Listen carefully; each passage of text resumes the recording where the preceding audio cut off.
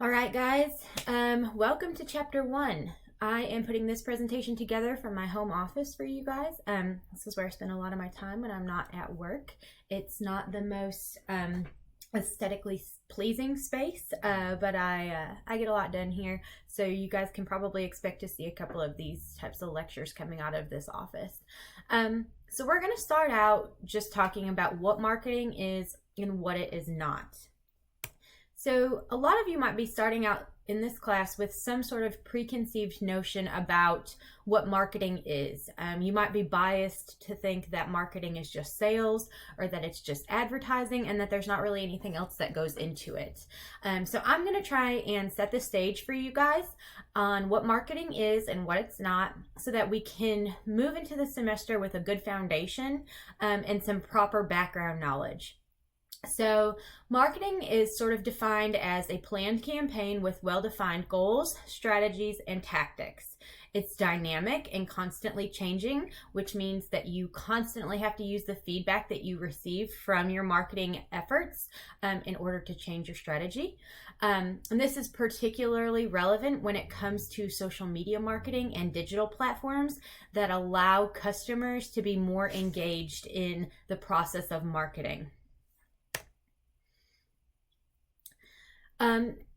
What marketing is not, the first misconception we're going to talk about is that some people think that marketing is just common sense. And what's referred to as common sense thinking is really common beliefs that are held by many people about marketing. So as we go through the next couple of slides, I want you guys to think about whether or not you believe that there is some truth to any of these common marketing myths, beginning with the one that I just mentioned about how marketing is common sense. So one of the common sense statements that we're going to look at is the statement that lower price is always better. In reality, sometimes higher price is better. For example, an anonymous developer creates a productivity app with a price of $9.99. His promotion resulted in 50,000 daily hits, but there weren't a lot of people who were actually purchasing the product. So even after he tweaked the software and the website, sales were still slow. He decided to increase the price to $19.99 so that he would at least make more when he sold some of the apps, and he was surprised when doubling the price actually increased sales by 10 times. $9.99 signals just another app, but $19.99 signals a premium app, which adds value and increases sales. So in reality, in some cases, a higher price is actually better. Marketing common sense statement number 2 is that better service leads to higher profits. In reality, better service only leads to higher profits and is only valuable to customers if customers are willing to pay for it.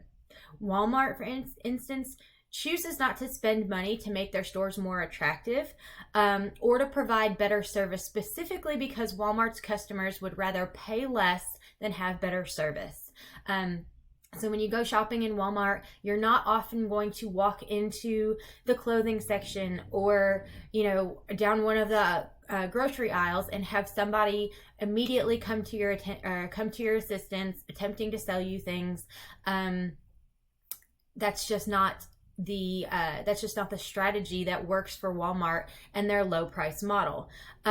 Their strategy has obviously worked well for this point, and if you guys want to look a little bit more into that, you can look at Walmart's corporate website, but people that visit Walmart aren't willing to pay for better service. So better service only creates value and leads to profits if customers are willing to pay for it.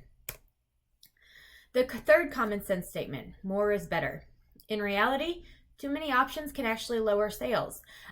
Too many options means that a company is not able to specialize in something in particular, which leaves it vulnerable to competitors who are able to specialize.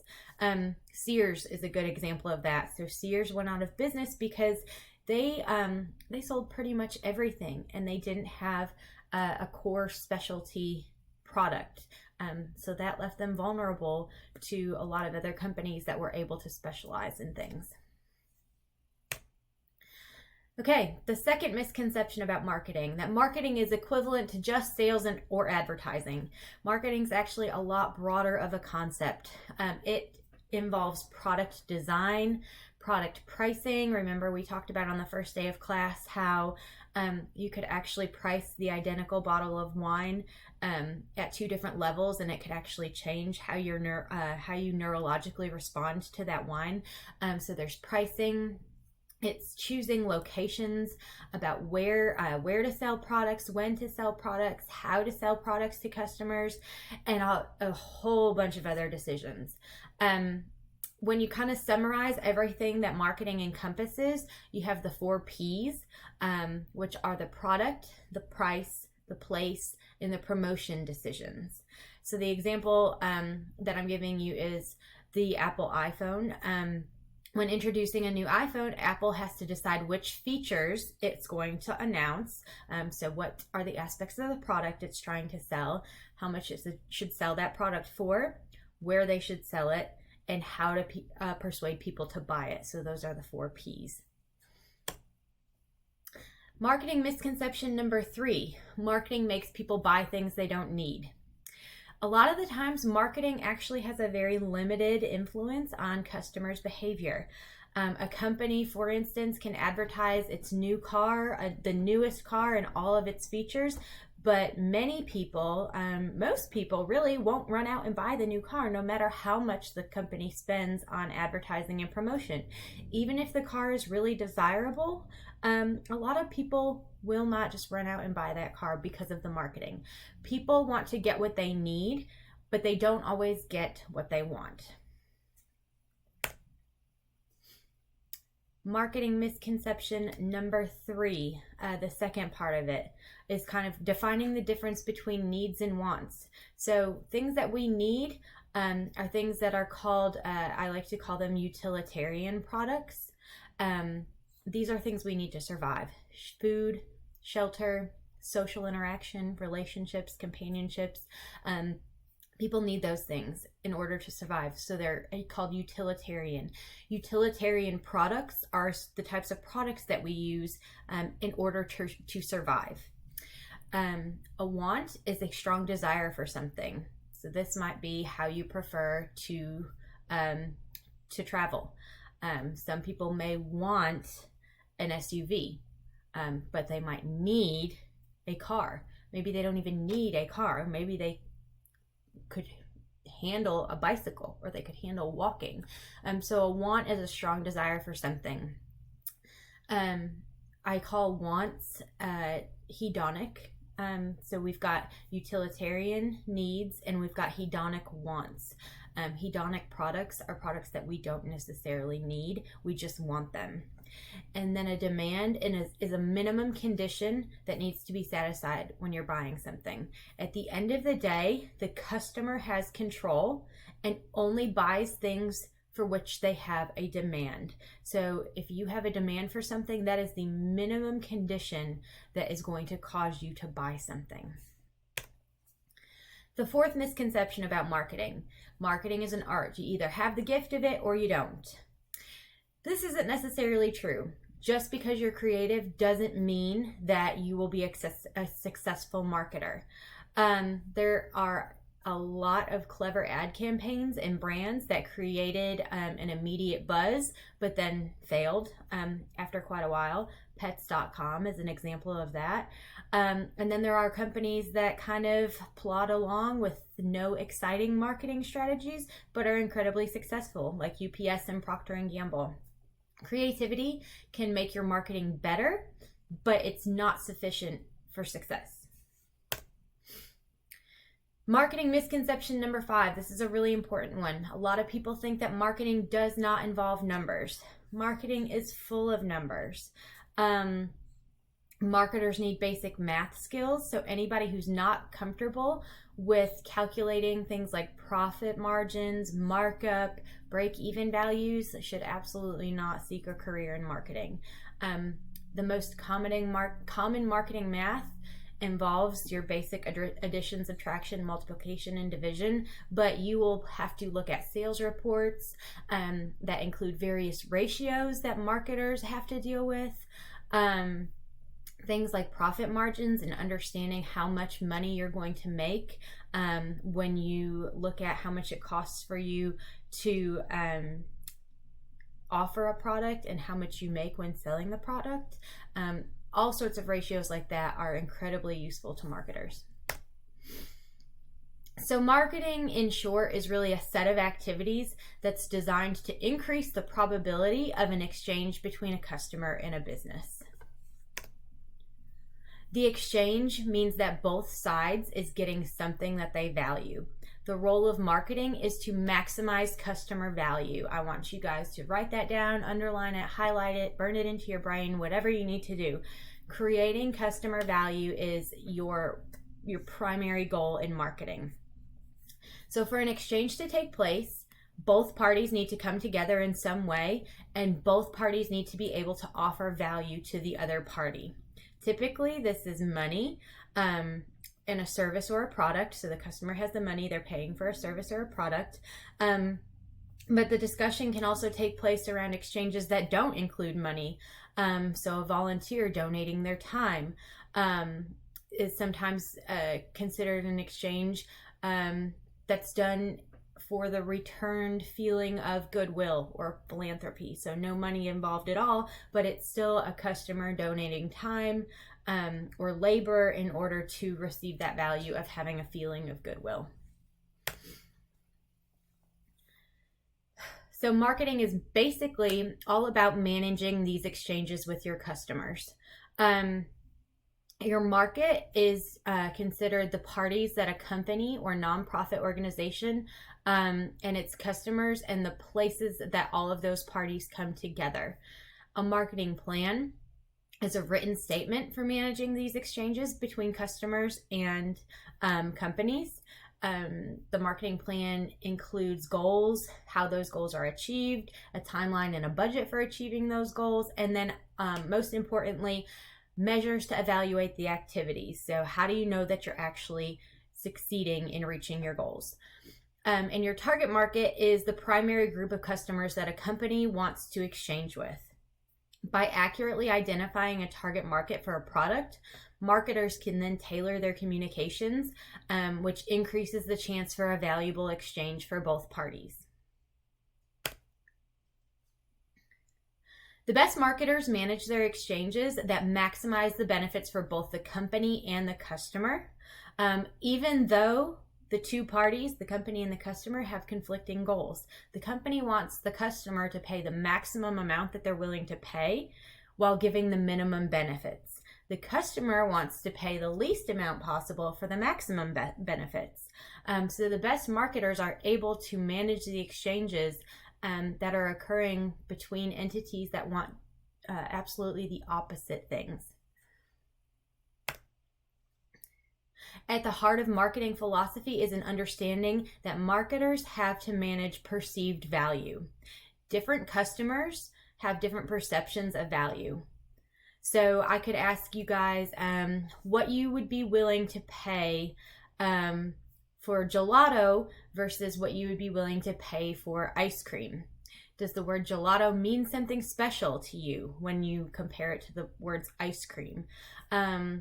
Another example would be, what are your perceptions of value when you're buying a coffee from Dunkin' Donuts versus a coffee from Starbucks? And so we all have these notions of perceived value, and marketing managers manage exchanges in effort to try and maximize how much customers are willing to pay while making sure that the customers think they got more than they paid for. So this leads to a really important marketing concept, the notion of a value proposition, which is the combination of benefits specific to a product. So I could ask you guys, what's the value proposition that's being offered to a target market at Starbucks? The answer would be, the value proposition would be, we're offering premium quality coffee, service, atmosphere, social status, Wi-Fi, etc. So that's the value proposition. It's the combination of all of the benefits that will appeal in some specific way to some specific groups. Another example is Airbnb. this offers customers the option of staying in a place where they can live local, for instance, or live in a manner that makes them feel like they have a home away from home rather than staying in a hotel. So the idea that marketers should be naive scientists is a really powerful idea, and it has a lot of implications for marketing practice. Marketers today do a whole lot more research than they did in the past because there's a lot more data available to analyze. So we've got transactional data and other types of data that we can actually analyze in order to better understand our target markets and create more valuable customer propositions or value propositions. While there's an art and sometimes luck in successful marketing, there is also a method to the madness. In order to test an idea to see if it's effective, the idea should have a specific goal that you can measure the outcome of. You have to be able to measure your marketing outcomes to see if your marketing is going to work. Marketing doesn't always work, so good marketing means taking calculated risks. So the marketing research aspect involves measuring the outcomes of specific marketing activities against goals. By testing ideas, marketers learn how well their approach is working, and they're therefore able to mitigate risks of failures in the future. So I want you guys to take a minute and look at the examples in this green box on this slide. See if you can read through these different bullet points and kind of make notes on which of these bullet points you think represent marketing. So we've got ancient Egyptians using written contracts for bartering goods and services, and the early Romans painting pictures of wine glasses above the door of a store. Monks in the Middle Ages brewing beer. Sears, Roebuck and Company producing a mail order catalog. Chanel paying Nicole Kidman $3 million to be the spokesperson for Chanel No. 5. In 2007, we've got General Motors giving the filmmakers of Transformers a Chevy Camaro to use for the filming. In 2015, Amazon raised the membership for Amazon Prime members from $79 to $99. And in 2013, a group of actors deciding to launch a startup company after visiting poor countries and seeing the plight of malnourished children. The idea was to sell snack bars, but also to provide food to the malnourished children. So what do you guys think? If you look through these, where do you see marketing? You guys might see marketing in kind of the last 3 or 4 bullet points. Nicole Kidman being a spokesperson for Chanel, GM giving a filmmaker a Camaro to use in the movies, raising the membership price for Amazon Prime. But actually, all of these are examples of marketing. The practice of marketing has been around for thousands of years, but marketing has changed over time as business practices have changed. So we mentioned in the beginning that things like social media and digital marketing has really changed the landscape of how marketing operates. And this is just kind of a timeline that gives you an example or a couple of examples of how marketing has changed. So marketing orientations represent an approach to marketing that influences practice. So again, if you look below, there's a timeline that's based on the development of the U.S. economy. But you can see this pattern a lot in other economies. In terms of the economy of the United States, the evolution of the economy was largely centered on a particular emphasis of time period. So we had the agricultural period, the Industrial Revolution, service period.